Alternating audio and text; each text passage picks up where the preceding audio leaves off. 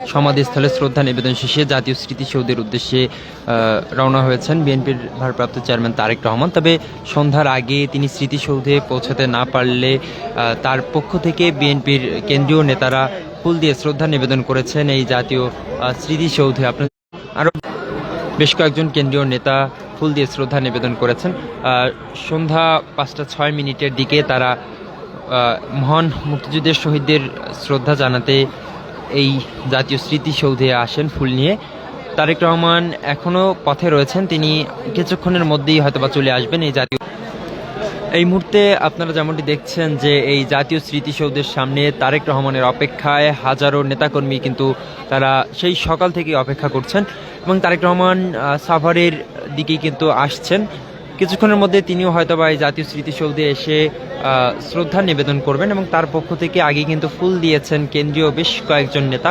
এবং এই মুহূর্তে আপনারা জাতীয় স্মৃতিসৌধের সামনে দেখছেন যে হাজারো নেতাকর্মীর অবস্থান। তারেক রহমান আজ বিকেলে তার বাবা শহীদ প্রেসিডেন্ট জিয়াউর রহমানের কবর জিয়ারত শেষে এই সাভার জাতীয় স্মৃতিসৌধের উদ্দেশ্যে রওনা হয়েছেন। তিনি পথে রয়েছেন ইতিমধ্যেই। কিছুক্ষণ পরেও তিনিও এই স্মৃতিসৌধে এসে মহান মুক্তিযুদ্ধে যারা শহীদ রয়েছেন তাদের প্রতি শ্রদ্ধা নিবেদন করবেন। এবং এখানে আমরা যেমনটি দেখছিলাম যে এই ঢাকা জেলা বিএনপির নেতৃবৃন্দ যারা আছেন এবং এর আশপাশের যে সকল নেতাকর্মীরা রয়েছেন বিএনপির, তারাও কিন্তু সেই সকাল থেকেই এখানে অপেক্ষায় রয়েছেন তারেক রহমানকে এক নজর কাছ থেকে দেখার অপেক্ষায়।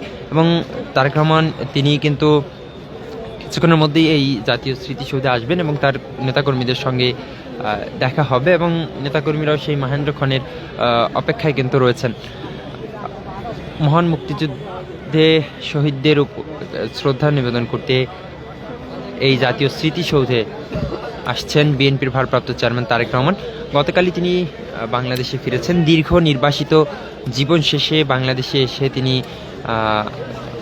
গতকাল রাজধানীর 300 ফিট এলাকায় একটি যে সমাবেশ হয়েছে সেখানে তাকে অভ্যর্থনা দেওয়া হয়েছে এবং সেখান থেকে তিনি তার মায়ের সঙ্গে দেখা করতে রাজধানীর বসুন্ধরা রেভার কেয়ার হাসপাতালে গিয়েছেন। এবং আজ তিনি জুমার নামাজের পর রাজধানীতে যে উদ্যানে তার বাবা শহীদ প্রেসিডেন্ট জিয়াউর রহমানের সমাধিস্থল রয়েছে সেখানে গিয়ে শ্রদ্ধা নিবেদন করেছেন এবং আমরা দেখেছি সেখানে তিনি হাত তুলে দোয়া করেছেন।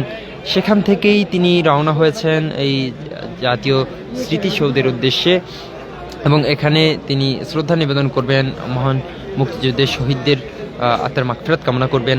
এবং তা এই স্মৃতিসৌধের যেহেতু একটি নিয়ম রয়েছে যে সন্ধ্যার আগেই ফুল দিতে হবে এবং সেক্ষেত্রে তারেক রহমানের পক্ষ থেকে এখানে ফুল দিয়ে শ্রদ্ধা নিবেদন করেছেন বিএনপির স্থায়ী কমিটির সদস্য কয়েশ্বর চন্দ্র রায় এবং আমানুল্লাহ আমান সহ বেশ কয়েকজন নেতা এখানে ছিলেন সেই শ্রদ্ধা নিবেদনে। সেটি কিন্তু তারেক রহমানের পক্ষ থেকেই আসলে করা হয়েছে। তারেক রহমানের পক্ষে তারা এই বেশ কয়েকজন নেতা এখানে ছিলেন এবং ঢাকা জেলা বিএনপির যে নেতা রয়েছেন নিপুণ রায় সহ আরও অন্যান্য যে নেতৃবৃন্দ ঢাকা জেলার যারা রয়েছেন তারাও কিন্তু সেই শ্রদ্ধা নিবেদনে ছিলেন। এবং এই স্মৃতিসৌধের যে গেটটি রয়েছে তার ঠিক বাইরে হাজার হাজার নেতাকর্মী অবস্থান